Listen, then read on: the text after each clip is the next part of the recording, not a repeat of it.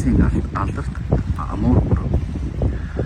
Тэг ер нь бол Улаанбаатар хот за Монголын дорнотын 90 цаваас Амур мөрөг хүртэл 2100 км зайтай байна шүү дээ.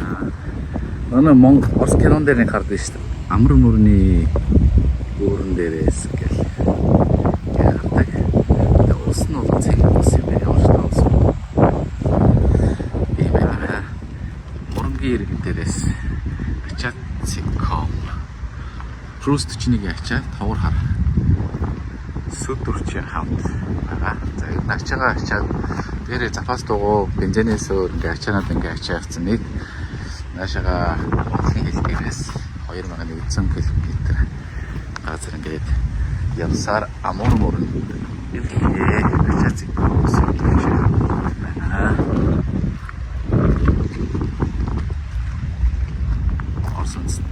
Халуулсан. Том мөрөн байна.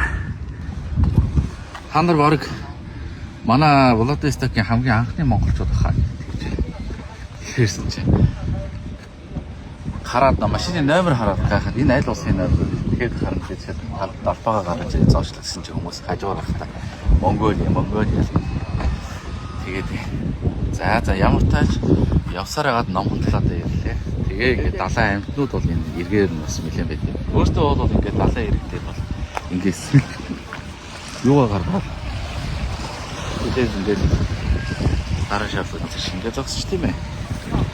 Ийм сайхан газар гэлээ. Тэгэл яг энэ эргийн дагуу болохоор далайн хавнууд их байд юм байна.